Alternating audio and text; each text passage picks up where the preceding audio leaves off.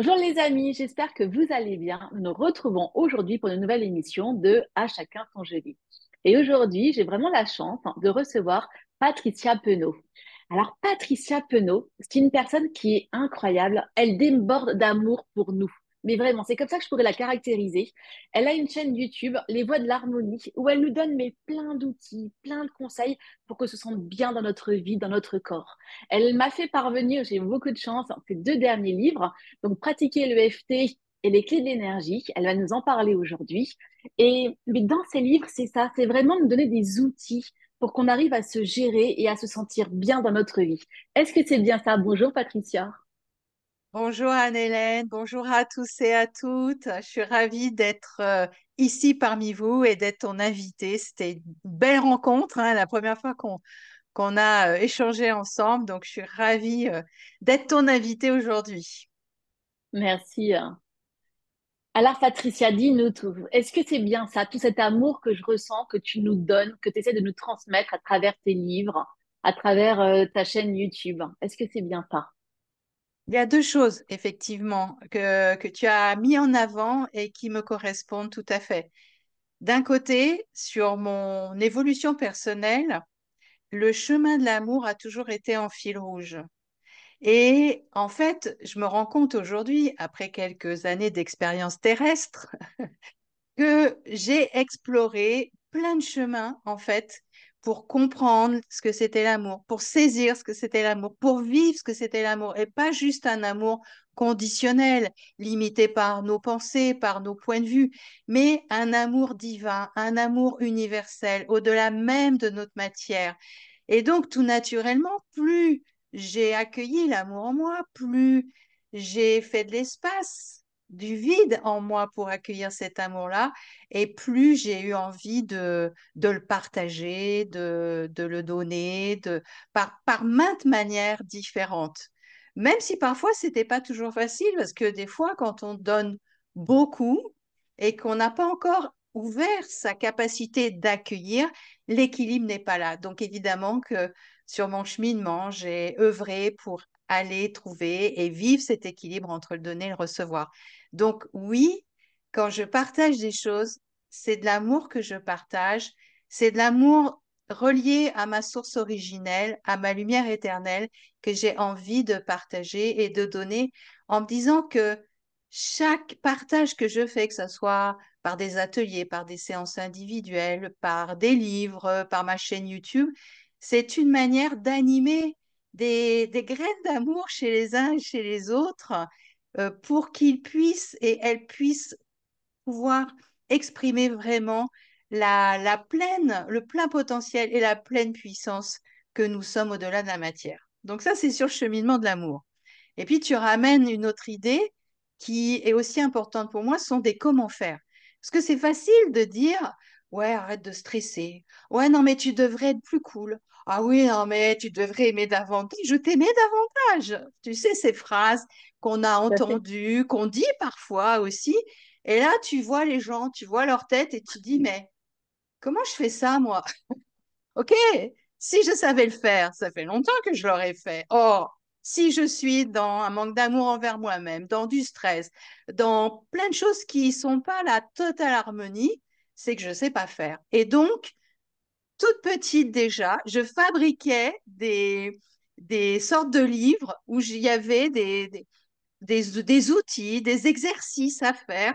Et au fur et à mesure, Incroyable. ça s'est bien sûr développé sur comment on fait pour s'apaiser, comment on fait pour clarifier, comment on fait pour croire en soi, comment on fait pour gérer son énergie. Et donc, j'ai toujours eu ces deux aspects, l'aspect compréhension, parce que nous sommes des êtres incarnés et notre mental, côté intellectuel, côté rationnel, a besoin de comprendre, et c'est normal, de la sagesse, de la connaissance, qui est un des aspects de l'apprentissage, et l'autre, vivre des expériences. Et donc, comment on fait pour, et l'idée étant de donner après comment dire, mes expériences.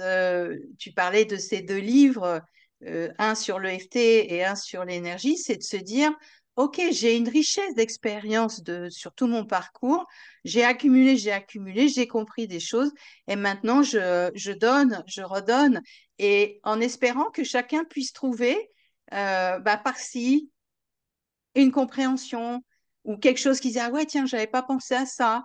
Et par là, un exercice ou quelque chose qui disait, mais ouais, ça marche vachement bien pour moi. Ou des fois, ça marchera pas, mais c'est pas grave d'avoir, quand on a une corde d'abondance ou une grande mallette à outils, on peut choisir ce qui va nous convenir. Et c'est ça, moi, mon but, c'est que chacun puisse trouver, s'ils ont envie, bien sûr, quelque chose qui puisse les aider.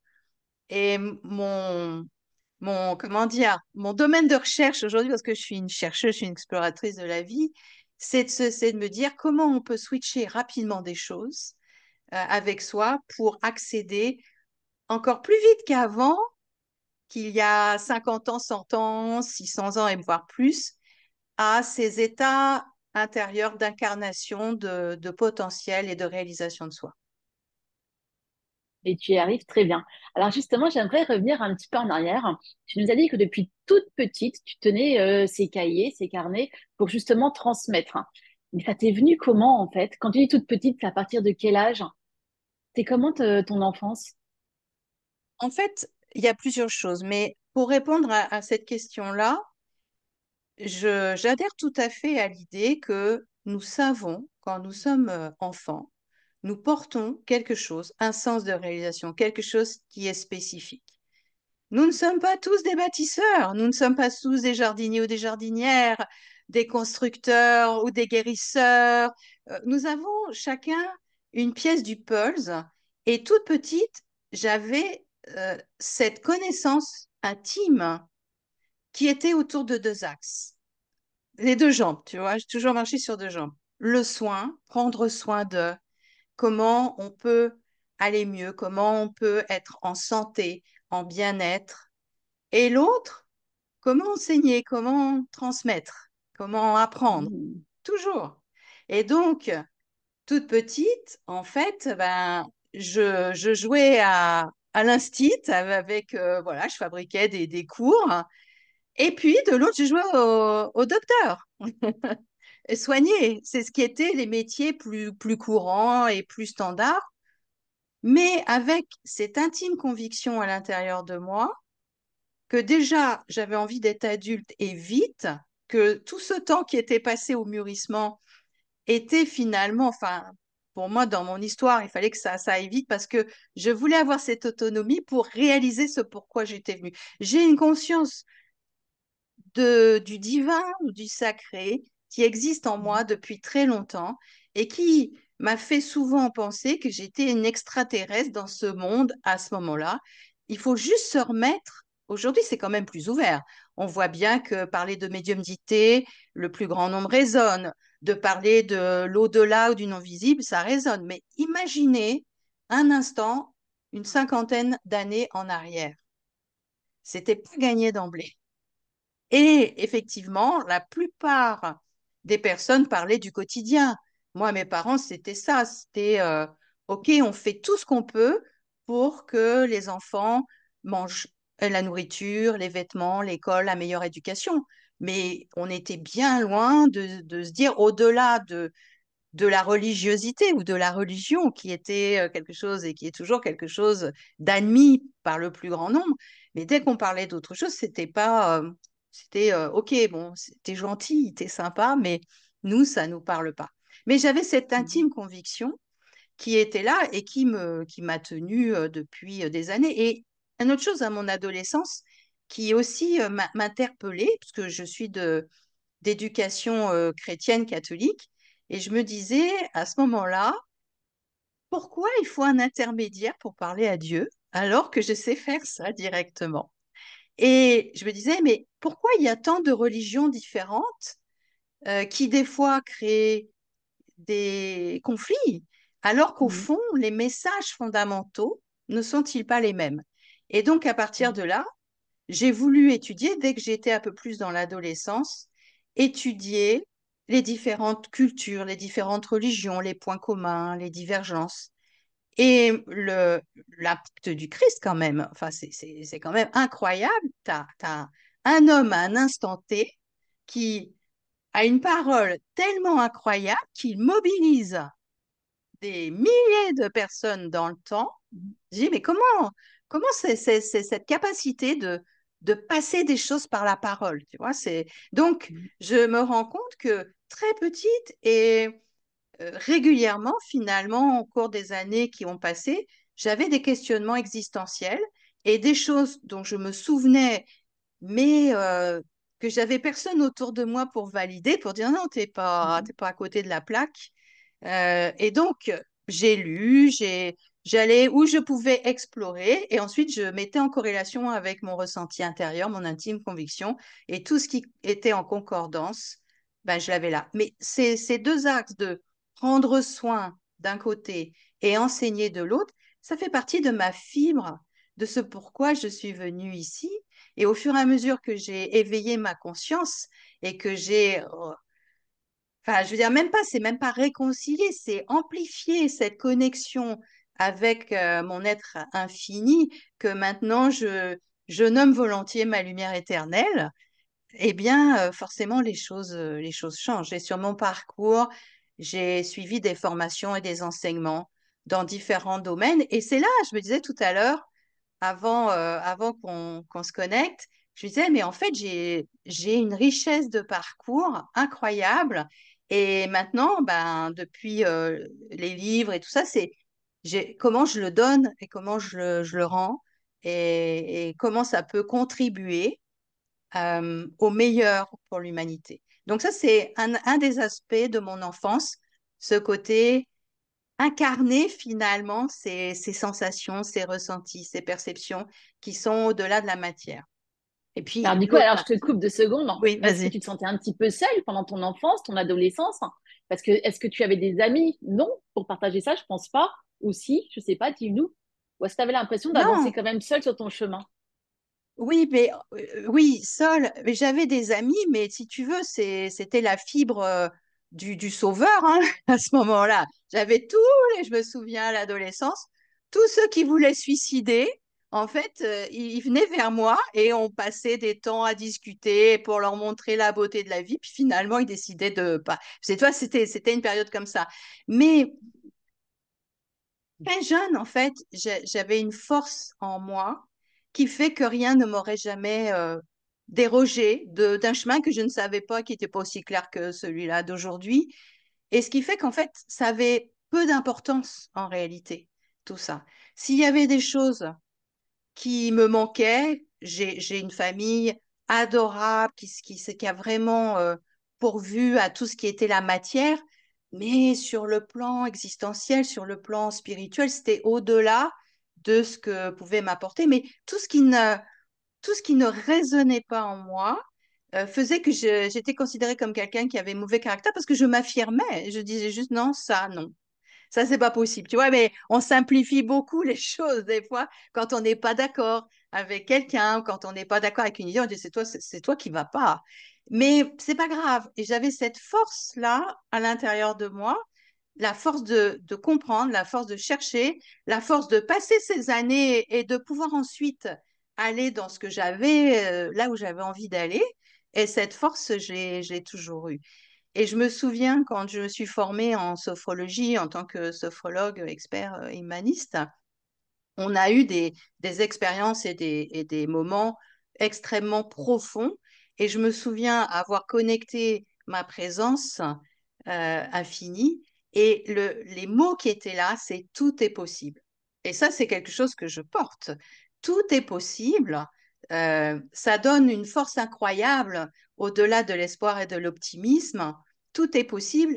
Et l'idée, c'est de jamais baisser les bras, quoi qu'on vive, quoi que ce soit qui soit difficile, même si en plus aujourd'hui on est très bousculé dans cette période de vie parce que ça bouge énormément et pas juste dans telle partie du monde ou dans telle autre, mais tout est possible et l'espoir et l'optimisme sont là. Et je sais, et tu vois, c'est vraiment ça, je sais qu'on a un pouvoir incroyable individuellement et quand on se relie ensemble, ce pouvoir, il est démultiplié.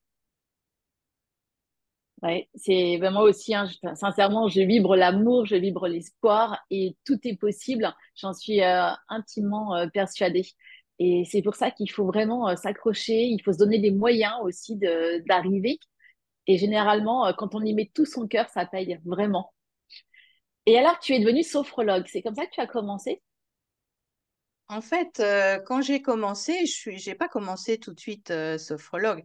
J'ai eu une filière, je dirais, plus courante. Justement, dans l'idée du soin et de l'enseignement, je me suis formée, donc j'ai réfléchi beaucoup. Je me souviens de ce moment de réflexion où je me disais, est-ce que j'ai envie d'aller du côté de la médecine? Mhm. Et puis, finalement, ce qui m'intéressait, c'était le rapport humain, la relation humaine. Et le médecin, en fait, reste très peu avec ses patients. Et alors que l'infirmière, elle passe du temps avec ses patients. Donc, je me suis formée comme infirmière et je savais que j'avais vraiment envie de travailler dans les services de réanimation. Parce que dans un service de réanimation, les gens qui sont hospitalisés se jouent la vie ou la mort parfois. Et je savais qu'ici, j'avais des possibilités relationnelles pour aider les gens soit à aller mieux à sortir de réanimation, soit à passer dans l'autre vie, puisque j'ai aussi cette capacité de percevoir le monde du non-visible et le cheminement que font les âmes après le passage sur Terre. Donc ça, c'était évidemment naturel dans les services de réanimation. Et puis d'un autre côté, il y avait les familles. Et quand quelqu'un est hospitalisé en réanimation, sur le plan familial, c'est pas réjouissant. Donc là aussi, je trouvais qu'on pouvait faire des choses et améliorer le système de santé à ce moment-là. Et enfin, le personnel soignant. Parce que quand tu travailles en permanence avec des gens qui sont parfois entre la vie et la mort, à un moment, tu peux être démoralisé, ça peut t'amener des difficultés, des ras-le-bol. Enfin, ça fait travailler de toute façon sur sa propre vie, sa propre mort, qui est, à mon sens, aujourd'hui, un des axes. Quand tu n'as plus peur de la mort, tu peux vivre ta vie pleinement et en profiter. Et rien ne peut t'arrêter. Et la peur est transcendée, forcément. Donc, j'ai commencé par ce parcours-là. Et ensuite, comme j'ai toujours eu une fibre de leader, c'était aussi naturel que je devienne un cadre soignant.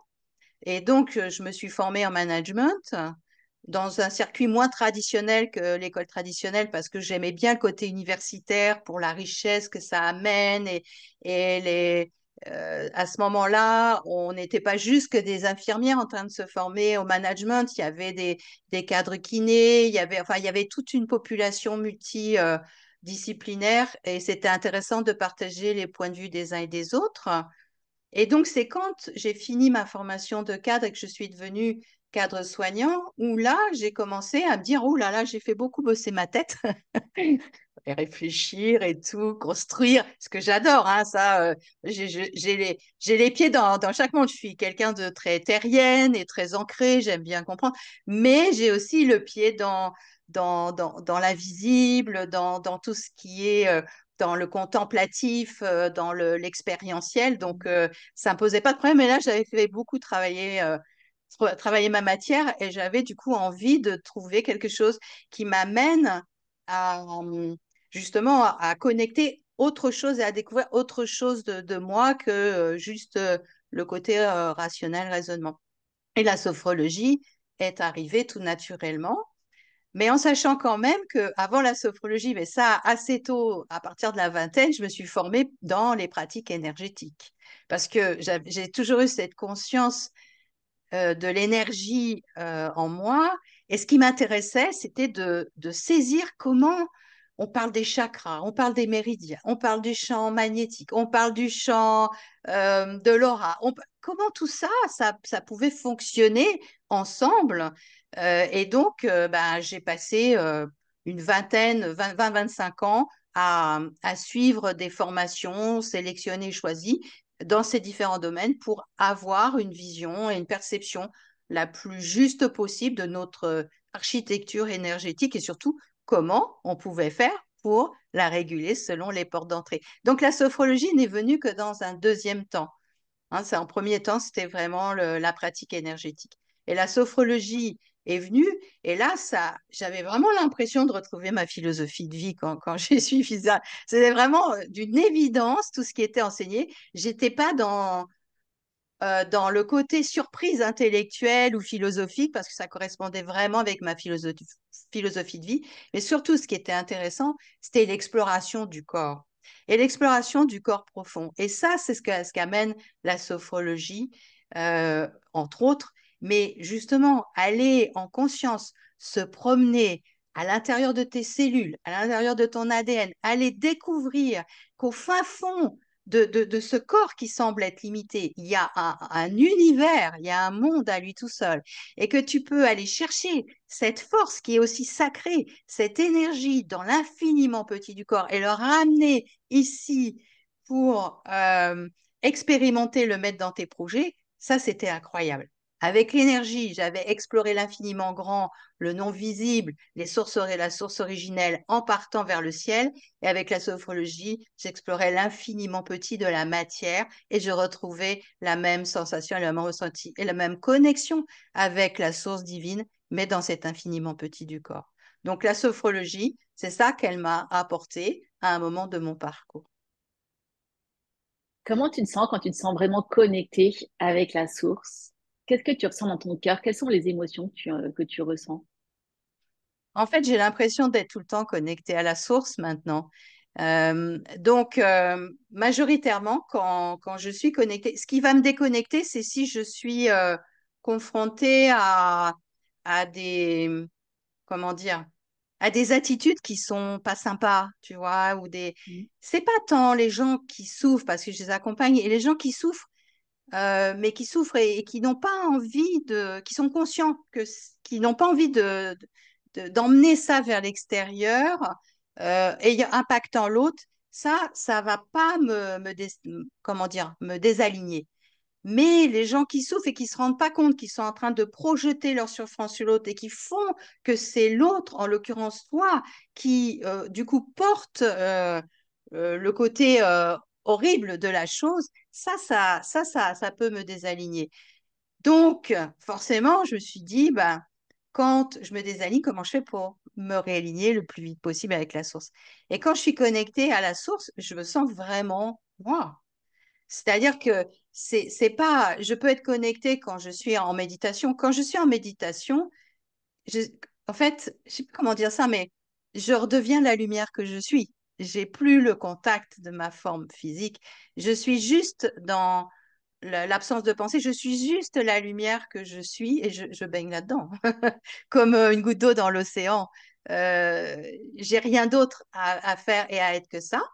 Et quand je rebascule dans le côté incarné, bah là, je peux recevoir les intuitions, partager ce qui arrive et ce qui émerge.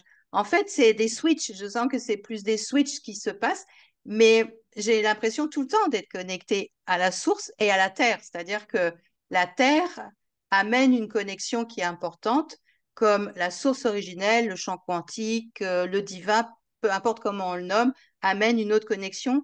Et en fait, ce qui se passe, c'est que je m'aligne dans ces axes et je laisse rayonner qui je suis dans mes paroles, dans mes attitudes, dans mes.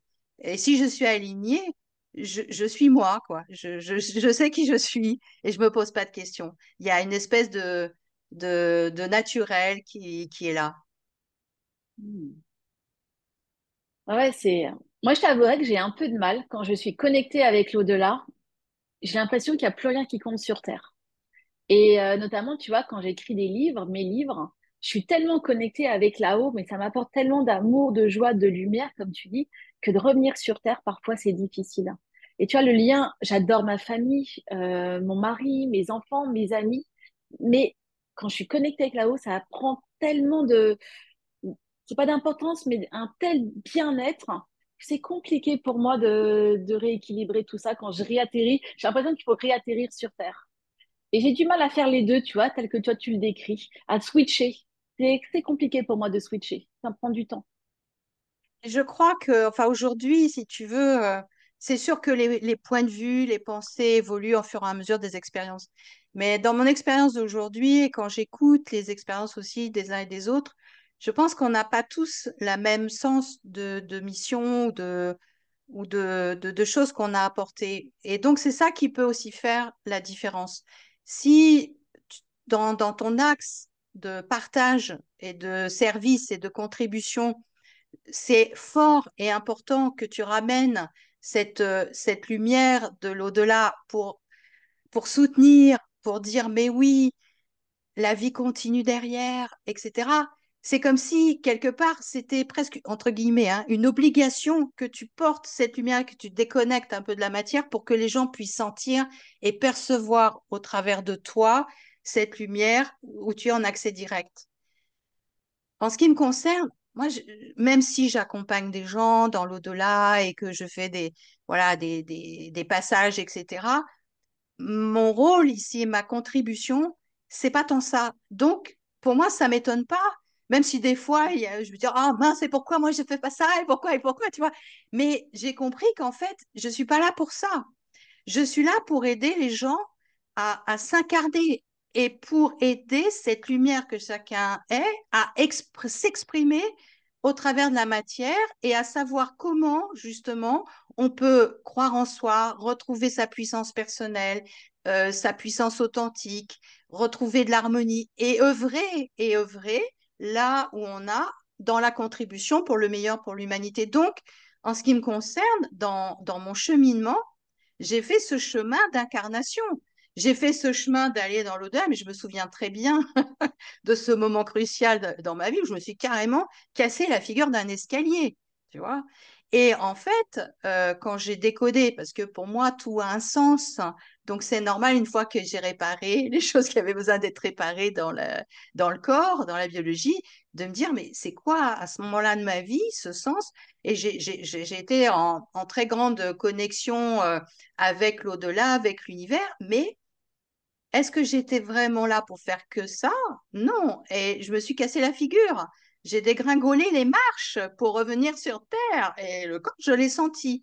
Et donc, ça m'a permis de comprendre que mon sens de réalisation, euh, à ce moment-là, était plus d'être dans l'incarnation et de savoir comment on gère cette incarnation tout en se rappelant et en se remémorant la connexion avec cette source infinie, tu vois. Donc aujourd'hui, quand je partage avec d'autres personnes, je comprends que chacun, en fait, a un cheminement. Bon, ça, c'est facile, c'est des idées qu'on retrouve évidemment de manière hyper courante, les missions de vie, les cheminements, etc. Mais nous n'avons pas tous la même contribution à avoir. C'est ça qui va changer la donne dans ses capacités à être très connecté, à avoir du mal à revenir, ou très connecté à l'au-delà, au non-visible, à avoir du mal après à revenir, ou à être très, très terrestre et très ancré, à avoir du mal à se connecter à autre chose, ou relier les deux. Il n'y a pas une seule vision et perception du monde. Il faudrait d'ailleurs être fou de penser comme ça. C'est comme si tu disais sur la Terre, maintenant, moi, je pense qu'il n'y a que des chats. Tous les animaux sont des chats. Tu vois, tu dirais, mais elle est barjot, elle est cinglée, cette femme.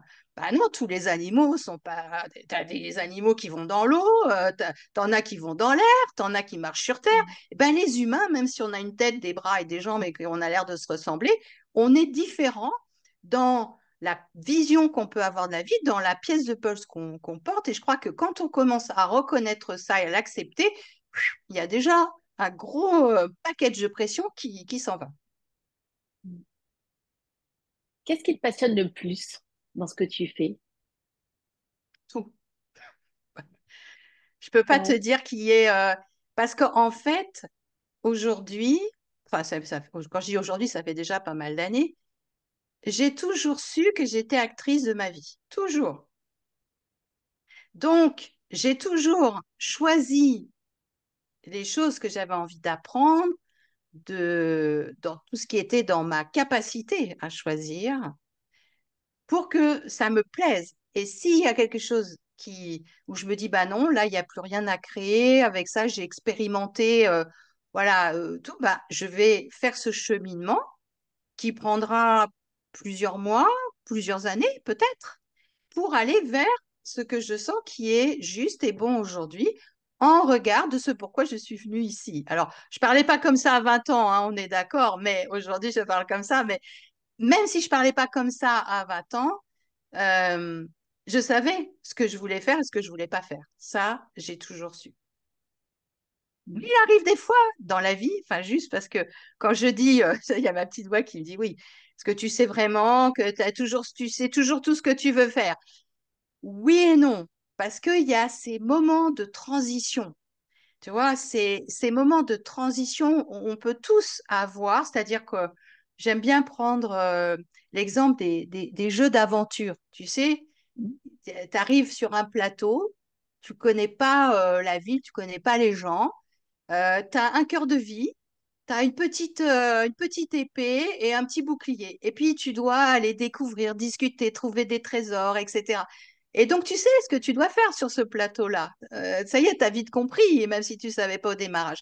Puis, à un moment, il y a la chambre du boss. Oh. Et là, tu dois passer la chambre du boss, tu vois, pour passer à l'étape suivante. Mais quand tu arrives à l'étape suivante, tu sais plus trop ce que tu dois faire parce que c'est peut-être pas d'accord. Tu devais chercher, trouver des trésors, mais là, ça parle peut-être un autre langage, peut-être que tu dois trouver autre chose, tu ne sais pas encore, avant d'avancer un petit peu. Par contre, tu as deux cœurs de vie, tu as une plus grande armée, une plus grande épée et un plus grand blason pour te protéger. Et même une potion magique pour retrouver ta vie si jamais tu la perds. Donc, ça, c'est déjà plus cool. Mais en fait, c'est ça, c'est-à-dire que à des moments de notre vie, nous sommes dans des explorations et des expériences. Et puis à un moment, on a fait le tour. On commence à s'ennuyer dans sa vie, dans sa profession, à l'endroit en vie. Ah, on commence à être frustré. La frustration est un signe plutôt positif. Ça veut dire que là, il est temps que tu penses à faire autre chose, à changer quelque chose, à faire bouger les choses. Et quand on a dépassé la chambre de Lego, finalement, qui se présentait à ce moment-là, bah, on est un peu perdu.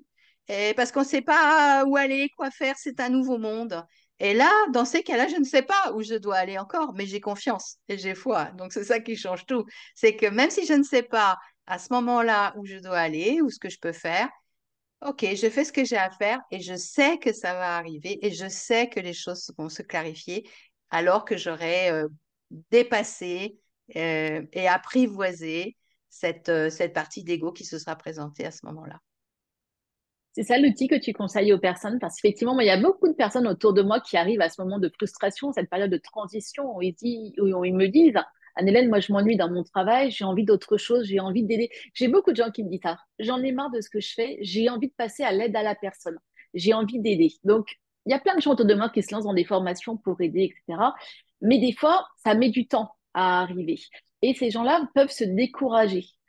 Toi, le conseil que tu donnerais, c'est garder confiance. Oui, ça c'est le premier conseil que je pourrais donner. C'est-à-dire que si à un moment il y a un appel, la frustration, on peut la considérer comme un appel à faire autre chose. Et donc, il y a ce moment où on ne sait pas trop quoi, on sait ce qu'on veut plus, mais on ne sait pas encore trop vers où aller. Et alors, on cherche, on ne s'énerve pas, on cherche. Et puis, à un moment, ça devient plus évident. Et le problème, c'est que, OK, je sais maintenant ce que je veux faire, c'est plus évident, mais j'arrive pas à faire le saut parce que j'ai la trouille, j'ai peur du vide et si je me loupais, si je m'écrasais, puis en général, l'entourage, à ce moment-là, vont bien refléter ce que tu sens et ce que tu penses. Non, tu devrais pas faire ça parce que si tu fais ça, comment tu peux vivre avec ça? Non, mais t'imagines, tu as un boulot sécuritaire et pourquoi tu ferais ça, etc. Donc, tout ça, ça bloque. Et donc, on a besoin de passer, de transcender finalement cette peur pour aller vers ce qui nous plaît. Alors, le conseil, effectivement, c'est de se dire, ben, si c'est arrivé ici, c'est que c'est juste, sinon ça me serait jamais arrivé dans ma tête. Pourquoi c'est arrivé dans ma tête? Parce qu'il y a quelqu'un qui m'a hypnotisé, qui m'a dit, c'est ça que tu dois faire. Ou c'est parce que c'est venu de toi, de ton cœur, de ce que tu sens, et que c'est le moment, et que peut-être que tu l'avais jamais fait parce que tu voulais faire quelque chose de politiquement correct, socialement correct, éducationnellement correct, et que là maintenant que tu es en âge de faire de meilleurs choix. Tu dis, bah, ça y est, les enfants sont grands, tout est placé. Maintenant, si je m'occupais de moi, si ça vient, c'est quand même pas un truc qui t'a été comme ça, une graine qui t'a été mise pendant ton sommeil, non? Donc, ça veut dire qu'on peut faire confiance à cet appel qui est là. Maintenant, c'est comment transcender la peur et surtout comment mobiliser son énergie pour aller jusqu'au bout. Parce que le mental, et c'est là on a besoin de dompter le mental et de l'apprivoiser. Parce que le mental, c'est lui, finalement, dans une certaine partie du mental, qui a peur et qui va tout faire aussi pour empêcher d'avancer.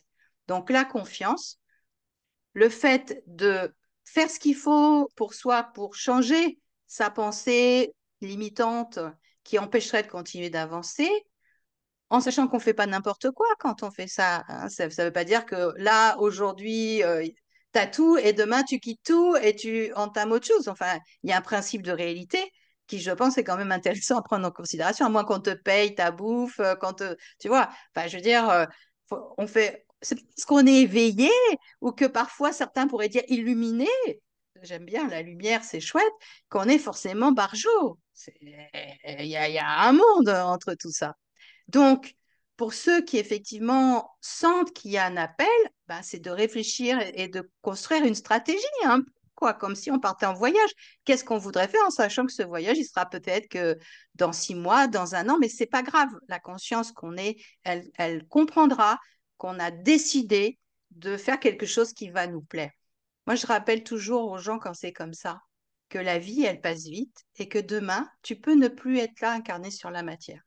Alors si aujourd'hui c'était ton dernier jour, qu'est-ce que tu regretterais de ne pas avoir fait? Et si ta vie, elle avance et que tu arrives à ton propre dernier jour, qu'est-ce que tu te dirais? Est-ce que tu dirais, waouh, dans ma vie, j'ai découvert, dans cette vie-là, j'ai découvert plein de choses que j'avais envie de découvrir. J'ai eu des rencontres super avec des moments qui ont été créés, qui ont été magnifiques. J'ai contribué, partagé à tel ou tel endroit. Moi, j'ai envie que ma vie, quand je serai au dernier jour de cette vie-là, de me dire, j'ai fait de ma vie ma plus belle création. J'ai pas envie d'avoir des regrets, parce que le regret, c'est ça qui tue aussi. Donc voilà un peu les idées, les pistes que vous pouvez faire mûrir dans votre tête et Est-ce votre que tu as cœur. eu le sentiment d'avoir pris des risques dans ta vie? Est-ce que tu te rappelles d'un moment donné où tu t'es dit, allez là, je prends un gros risque, mais j'y vais quand même? Bah, des risques tout le temps, enfin tout le temps. À chaque changement, on prend des risques. À chaque changement, j'ai pris des risques. Euh, quand j'ai décidé, par exemple, j'ai travaillé à l'hôpital pendant pas mal d'années, un boulot salarié, et que j'ai senti cet appel de m'installer à mon compte dans ces deux axes, accompagnement individuel et formation, et que j'ai dit, ben voilà, là, je vais démissionner. J'avais bien sûr préparé tout mon plan, j'ai pas fait ça comme ça, hein, tout était construit, mais là, ça a été un gros risque parce que quand on s'installe en libéral, on ne sait pas ce que ça peut donner derrière. Mais je savais fondamentalement que c'est ça, c'était ça à ce moment-là qui était important pour pouvoir aider, contribuer d'une autre manière, alors que à l'hôpital, même si j'avais pris ou fait les strates du management, etc., j'étais d'une certaine manière coincée parce que les cadres soignants sont coincés entre une direction qui veut ça, entre une population médicale qui veut ça. Enfin, c'est pas simple. Et chacun, vu de son côté, a raison. Hein. C'est pas le problème de qui a tort ou raison, mais c'est sophistiqué. Et puis, c'était pas. Voilà, moi, j'avais envie d'accompagner les personnes et les personnels soignants, entre autres, pour qu'ils œuvrent le mieux possible dans leur métier. Donc, là, j'ai pris un risque, évidemment. J'ai été mariée 20 ans quand j'ai choisi et décidé de divorcer parce que on n'était plus sur la même longueur d'onde et qu'on était plus malheureux ensemble que heureux séparément. C'est un risque. Tout changement. Quand j'ai déménagé et que je me suis retrouvée seule dans ma maison, c'est un risque. Tous les changements des plus petits aux grands, finalement, sont des risques que l'on prend, mais encore faut-il se dire, on n'est pas assurance tout risque. Non, ça c'est Astérix Obélix, je confonds. Mais Bon, remarque, c'est pas mal aussi, hein, les irréductibles gaulois. J'aime bien l'idée. Mais pour autant, tout ce qu'on fait, dès qu'il y a un changement, il y a un risque potentiel. On n'est pas dans une vie sans risque. Donc, si on veut tout contrôler, là, le risque peut être dangereux. Si on commence à accepter de lâcher prise et qu'on se dit que finalement la sécurité, elle n'est pas à l'extérieur de soi, mais à l'intérieur de soi, qu'on est relié, qu'on est en conscience relié au corps, à l'esprit, à l'âme, à son esprit, qui contient la boussole du meilleur chemin, ben, même s'il y a du risque, moi j'appelle plus ça du risque, j'appelle ça de l'aventure humaine, de l'expérience humaine. Et ça, moi, ça me plaît. Je pense qu'il y en a d'autres à qui ça plaît. Par contre, il y en aura d'autres à qui ça plaît pas. Mais tout va bien, Bien sûr.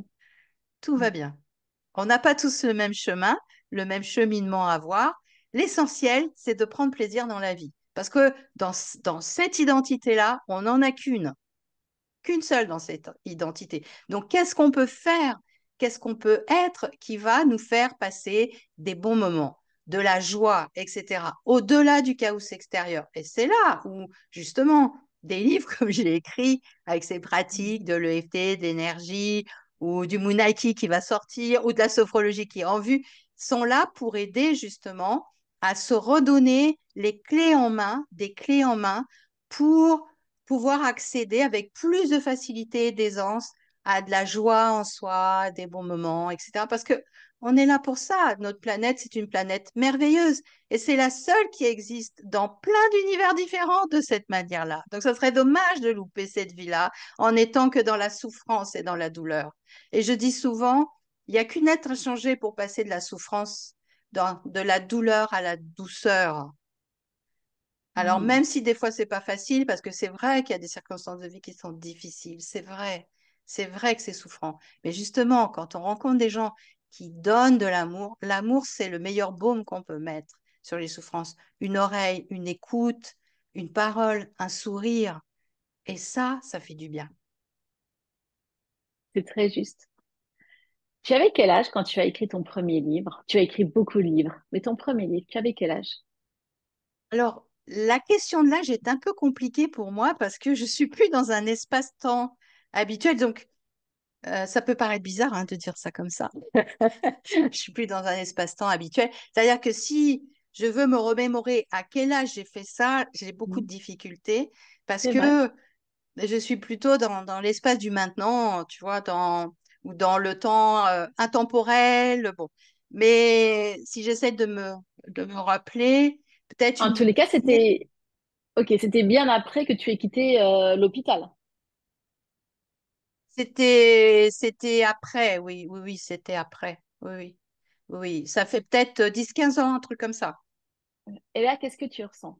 Tu te rappelles de la petite fille que tu étais, qui écrivait déjà dans des cahiers, et tu te dis, tiens, c'est le moment, il faut que j'ai envie d'écrire un livre, j'ai envie de témoigner, j'ai envie d'apporter des clés. Alors, pas du tout. Pas du tout. C'est La vrai? petite fille, elle est loin, elle était loin, tu vois. C'était OK. En fait, c'était comment on dit, ouais, des manuels, comment faire, des tutos, tu vois. Mais c'était loin. Non, Ouais, ça se passe pas comme ça. À un moment, bon, j'ai toujours eu des messages à faire passer sur le plan de l'âme, sur le sujet de l'âme et de l'âme incarnée. Et puis, à un moment, j'avais acheté, je savais qu'il fallait que j'achète des grands cahiers, tu vois, beaux et tout. Et mon premier livre, j'ai écrit à la main. Et je m'installe, je commence à écrire quelque chose. Et en fait, pendant 2 jours, j'ai pas arrêté d'écrire. C'est comme si le livre avait été là et que ça se diffusait et que je l'écrivais. Alors, je me marrais toute seule de ce que j'écrivais. Ah ouais, quand même et tout. Si je voulais bouger quelque chose, je ne pouvais pas. Je ne pouvais pas faire des corrections grammaticales et tout. Il fallait que j'écrive comme ça. Je m'arrêtais juste pour aller manger, faire pipi, boire un coup, et c'est tout. Et au bout de 2 jours, le point est arrivé. Et il s'appelle Il était une fois une histoire d'âme. Et en ah, fait, c'est magnifique. ça parlait d'une petite âme et de la naissance d'une petite âme. Donc, en fait, ça s'est retraduit de ma perception, de ma perception de comment se crée une âme et comment elle peut évoluer, comment et à quel moment elle peut choisir de s'incarner, comment se font le lien entre le plan de l'âme, de cette de cette matière d'âme qui vient s'incarner dans cette matière de chair et de sang. Et donc, Mhm. c'est une alternance entre, on voit du plan de l'âme, la petite âme qui est bébé, puis qui grandit, et puis qui devient adolescente et adulte, et du côté de la matière, une petite fille qui est petite fille et qui grandit et qui se pose des questions, qui est adolescente, adulte, et est-ce qu'elles vont, et comment elles vont se retrouver à un moment ou à un autre. Et c'est ça que j'ai écrit, c'était mon premier livre, il était une fois une histoire d'âme. Et je me souviens, j'étais partie avec ma maman en vacances et je rentre juste après les vacances et j'avais reçu la lettre d'un éditeur qui m'avait dit, bah écoutez, on est d'accord pour éditer ce premier livre. Ok, bon. Et en fait, c'est comme s'il y avait eu un bouchon qui avait sauté parce que les années d'avant, à chaque été, je me mettais à écrire. Alors, j'avais tout, hein, le plan, les contenus, tout. Et en automne, ça s'arrêtait. Le livre, pof, il n'allait pas jusqu'au bout. J'ai fait ça pendant 3 ans. Je me disais, mais quand même, qu'est-ce qui se passe? C'est quoi ce bazar? Qu'est-ce qui se passe là? Et en fait, avec ce livre, le bouchon a sauté.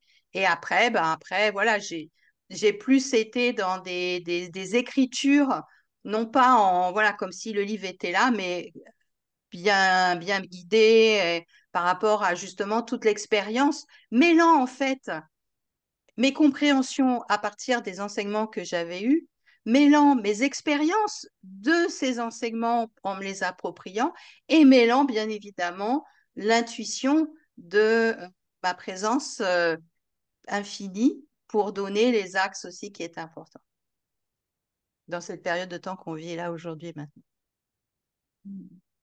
Non, mais c'est impressionnant. C'est vraiment riche. Moi, c'est ça vraiment que je retiens, tout cet outil. Est-ce que tu pourrais nous parler un petit peu de l'EFT, que je ne connaissais pas du tout? Oui, alors tu veux que je te parle de quoi sur l'EFT parce que je peux dire Qu'est-ce plein que de c'est? choses. Qu'est-ce que c'est l'EFT en fait? En fait, le FT, c'est une méthode qu'on pourrait dire une méthode méridienne, c'est-à-dire qui travaille avec les points des méridiens d'acupuncture sur le corps. Et surtout, ce qui est intéressant, c'est que on va relier des stimulations, des autostimulations en stimulant les points d'entrée ou de sortie des méridiens, tout en restant concentré sur des situations qui sont encore émotionnellement bousculées pour retrouver de l'apaisement et saisir en quoi cette émotion, elle était importante. Parce que l'émotion, c'est quelque chose c'est le corps qui nous fait passer un message en réalité. Toute émotion a un message derrière. Si on veut bien s'occuper de se poser, de clarifier son esprit, parce que l'émotion, elle a tendance à flouter beaucoup de choses. Et donc, le FT va calmer cette émotion. Donc, ce qui fait qu'on va retrouver une clarté d'esprit, retrouver une confiance en soi et surtout laisser partir la situation pour laquelle on s'accrochait encore et quand on y pensait, alors que la situation, ça fait peut-être des années qu'elle est terminée, on continue de la ressasser et on continue de faire finalement du mal au corps ou du mal à sa psychologie ou à son émotionnel à cause de ça. Donc, l'EFT a ça d'intéressant que on va s'occuper de l'émotion non pas à partir du raisonnement intellectuel, mais à partir du corps. Et le principe qui sous-tend ça, c'est-à-dire que quand on vit une situation stressante, donc qui va bousculer, il y a une étape intermédiaire entre la situation elle-même et la fabrication des émotions, qui est la perturbation d'un ou plusieurs des méridiens d'acupuncture. Et donc, quand ces méridiens sont perturbés parce que on a été bousculé, cette situation, tu t'es fait insulter, paf, ça te prend de plein fouet, le corps se mobilise, le système des méridiens aussi, et va faire passer une information au niveau du cerveau électrique, l'information électrique, au niveau du système, de l'endroit qui gère les émotions. Et le cerveau dit, attention, il se passe quelque chose là, et hop, il va renvoyer la chimie qui va générer l'émotion. Donc, si je stimule ces points des méridiens qui sont encore perturbés tant qu'ils n'ont pas été régulés. Donc, si je stimule ces points, ça fait passer une information au cerveau différente de régulation et le cerveau dit, c'est comme s'il disait, hein, je le fais à la mode dessin animé, mais c'est comme s'il disait, OK, on s'en occupe, tout va bien, plus besoin de faire passer le message qui génère l'émotion. OK, il ou elle est en train de s'occuper de cette situation et ça marche. Et donc, en stimulant ces points, ça régule là où les méridiens qui ont été touchés et donc l'émotion va s'apaiser. Et à ce moment-là, on peut avoir une meilleure clarté d'esprit pour savoir ce qu'on fait par rapport à la situation. Est-ce qu'on a quelque chose à dire et comment on va le dire, ou est-ce qu'on laisse tomber et puis c'est terminé, on n'est même plus accroché là-dessus.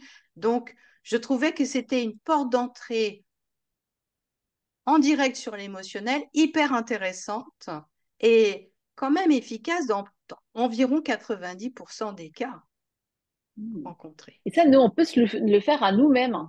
C'est-à-dire qu'on peut pratiquer les points nous-mêmes. Nous, on sent l'émotion. Voilà, en tout cas, tu parlais d'agression. Allez, on se fait insulter par quelqu'un.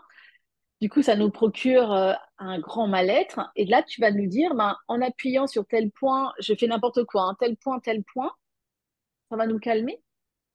Oui, parce que si tu t'es fait agresser par quelqu'un, là, insulté, donc tout le corps réagit, mais c'est pas juste Gary Gray qui est le fondateur de l'EFT qui a découvert ça. Il y a plein d'autres auteurs. Même avant, un médecin, le docteur Selly, qui a été le premier à parler du syndrome général d'adaptation au stress, qui a dit quand on est on vient de vivre une situation qui n'est pas une situation chouette, bah, le corps, il se contracte, la respiration s'accélère. Enfin, on voit bien tous les effets que le stress peut donner. Donc, Mhm. simplement, Gary Gregg, avec un psychologue américain, le docteur Callahan, qui, et lui, a été le premier à utiliser les méridiens d'acupuncture pour gérer des situations émotionnelles, ont juste complété en se disant, ben, OK, à l'époque, le docteur Anseli connaissait pas l'existence des méridiens, maintenant on le connaît.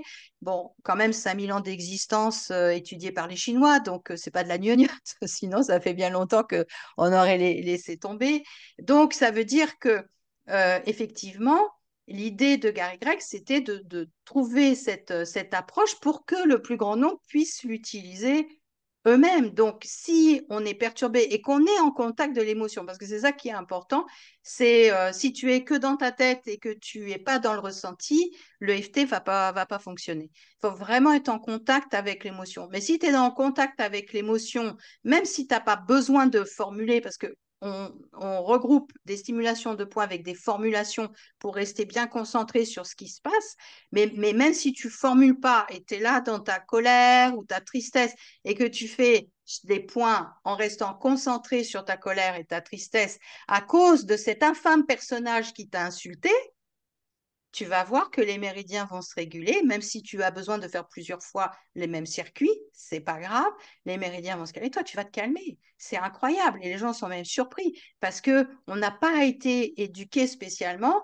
dans l'idée que quand on vit une émotion, elle puisse se calmer juste en stimulant des points sur le corps. Tu vois, le mental, il se dit, bah, c'est quoi ce bazar? Tu vois, mais au pire, il peut ne rien se passer. Au mieux, tu peux être plus calme. Donc, qu'est-ce que ça coûte d'essayer? Mhm. Ouais. Ça, c'est dans ton livre sur l'EFT. Et tu as aussi écrit un livre sur les clés de l'énergie, où tu dis qu'on est tous, on vibre l'énergie. Est-ce que tu pourrais nous dire un conseil que tu donnes dans ce livre sur les clés de l'énergie aussi pour qu'on se sente mieux, par exemple? Alors, ça, c'est un peu large, Anne-Hélène, comme question. Qu'on se sente mieux dans quoi? Je sais Dans quel pas. domaine? Voilà. Dans quelle partie de soi? Euh, bah alors, dis-nous, choisis. Choisis quelque chose que tu aimerais nous donner, un enseignement. Parce que dans les clés d'énergie, j'ai voulu Oui. retraduire justement tout ce que j'ai appris, intégré, assimilé, expérimenté effectivement avec moi-même. Donc, tu peux avoir des exercices parce que tu sens que tes centres énergétiques, par exemple, sont désalignés. Pour ceux ou Mhm. celles qui sont connectés, qui sentent cette énergie-là. On peut très bien sentir quand un centre énergétique ne fonctionne pas dans son mode le plus adéquat, une tension par exemple, à tel endroit. Donc, bah, si on parlait de l'amour, le chakra du cœur, prenons celui-là. Si on sent qu'ici, on a eu des tristesses, voilà, on a été contrarié, ici, cette zone, elle va se contracter et le chakra va aussi être désaligné. Et donc, ce qu'on peut faire, tout simplement, c'est de se frotter les mains pour activer l'énergie de ses propres mains. Et on peut déjà commencer à placer ses deux mains au niveau de son propre chakra pour sentir est-ce qu'il y a un affaissement, est-ce que les mains sont attractées ou est-ce qu'elles sont repoussées ou est-ce qu'il y a un vide. On peut déjà essayer d'avoir une impression, une sensation, une perception, et ça va nous donner une indication. Si par exemple on a les mains qui sont repoussées, ça veut dire que l'énergie, elle fuit vers l'avant. Donc on peut essayer d'aller le plus loin possible pour choper le bout de la fuite et petit à petit ramener les mains doucement avec l'intention de réparer la fuite jusqu'au chakra du cœur. Mais si, jusqu'à 10-15 centimètres, mais si par exemple on sent que les mains sont attractées, c'est que là, il y a Mhm. plutôt un vide. Et donc à ce moment-là, on laisse les mains, on se connecte à sa manière terre-ciel et on laisse circuler l'énergie au travers des mains pour que ça vienne compléter et remplir. Alors, c'est sûr que s'il y a un grand manque affectif, le vide, il ne va pas se remplir en 5 minutes, juste parce qu'on met les mains comme ça. Mais l'idée, c'est d'avoir un peu une hygiène de vie au quotidien. Et donc, si vous vous rendez compte que ça fait déjà un peu du bien, eh bien, tous les jours, faites donc 5 minutes de ça. Et juste pour réguler, juste pour sentir ce que ça fait au fur et à mesure que ce chakra pourrait se remettre dans son bon fonctionnement. Et on termine, que ce soit la fuite ou le vide, en laissant les mains 10-15 centimètres et juste en méditant et en restant. On peut même imaginer une couleur. Par exemple, le vert émeraude va très bien avec le chakra du cœur. Mais vous pourriez amener la couleur que vous souhaitez. Le violet est une couleur très apaisante, très guérissante. La couleur qui vous ferait du bien, même si c'est pas la couleur habituelle du chakra. Voilà un exemple, mais il y en Ouais. a plein En fait, d'autres. ce que j'aime, c'est qu'ils sont faciles d'accès. En fait, c'est tout est cas pratique. C'est à la portée de tout le monde. Ça, Oui, c'est fantastique. c'est ça parce que pendant longtemps, en fait, si on prend l'Égypte ancienne, enfin, là, on fait un saut dans le temps, mais c'était réservé à comme une élite. Tout ça, c'était un peu, le sacré était secret, hein, même du côté du Japon, etc. Et aujourd'hui, on peut plus se permettre ça. Le sacré doit devenir quelque chose de naturel, quelque chose de quotidien, où tout le monde y a accès. À partir du moment où on adhère à l'idée que nous sommes faits d'énergie, ben, tout le monde peut apprendre à gérer son énergie. C'est pas un problème. T'apprends bien à manger, t'apprends bien à t'habiller. Pourquoi t'apprendrais pas à gérer tes émotions? Pourquoi t'apprendrais pas à gérer ton énergie? C'est pas si compliqué que ça.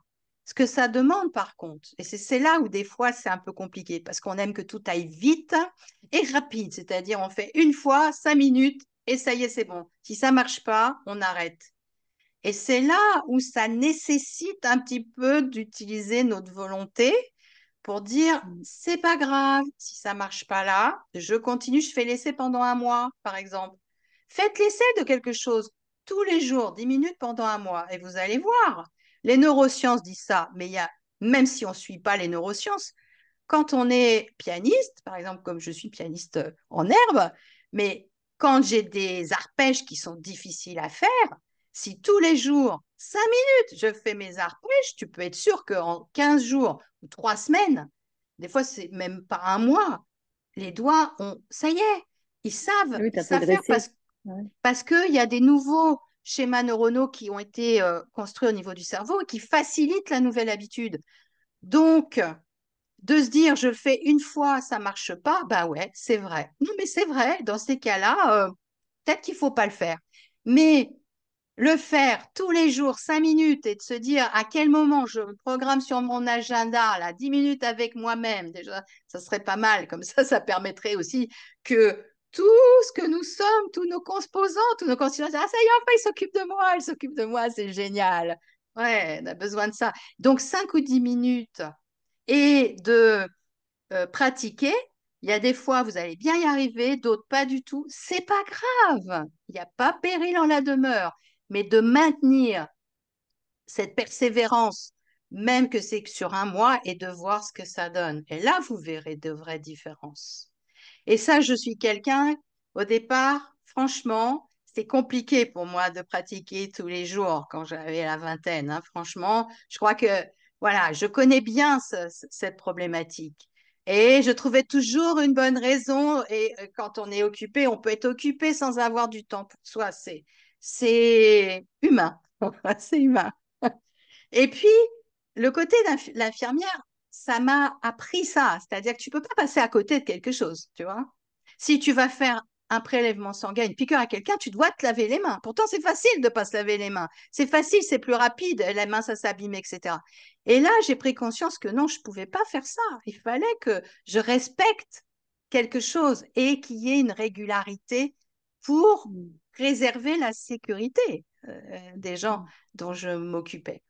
Mais ici, c'est pas pour préserver la sécurité des gens dont vous vous occupez, c'est pour préserver votre propre sécurité. Parce que imaginez un instant, moi j'ai bien cette image-là. Bon, normalement, on se lave tous les jours, on se brosse les dents, tout va bien. On a une hygiène corporelle, on sent bon, normalement, si tout va bien. Bon, mais imaginez si vous vous laviez pas et brossiez pas les dents pendant des mois. Ah, je vois ta tête, Pas Annelle. terrible, hein. C'est pas terrible. C'est pas terrible. Eh bien, imaginez un instant ce qui se passe au niveau du corps et des émotions si vous ne les entretenez pas tous les jours. Ce qui se passe au niveau du mental et de la fabrication des pensées et des boucles obsessionnelles si vous ne faites pas quelque chose tous les jours. Imaginez un instant dans quel état ces parties constitutives de nous, c'est pas, ça fait partie de nous. Si on les entretient pas, dans quel état c'est? C'est du bon sens, en fait. Ah oui. Et Mm. donc, je reviens à ta question de départ, c'est-à-dire ouvert au plus grand nombre des exercices simples pour justement faciliter la pratique au quotidien, des exercices courts. Et puis après, quand on prend l'habitude d'être avec soi et puis qu'on sait créer de la paix, de la joie, du bien-être, on a envie d'y passer un peu plus de temps. Et là, ça devient vraiment intéressant. Bah, écoute, Patricia, je te remercie infiniment. On arrive à la fin de cette émission. Moi, j'ai trouvé passionnante. J'ai pas vu le temps passer. Et Moi bah, je non te plus. remercie. T'as vu, ouais, c'est passé très, Voilà. très vite, hein. Mm. Un passionnant échange, j'ai vraiment aimé. Alors, je te dis à bientôt. À bientôt, Anne-Hélène, et au plaisir, hein. Ouais, vraiment avec grand plaisir. Les amis, comme d'habitude, je vous embrasse très, très fort et je vous dis à très bientôt pour une prochaine émission. Au revoir. Au revoir, Au revoir tout Patricia. le monde. Au revoir Anne-Hélène. Au revoir tout le monde.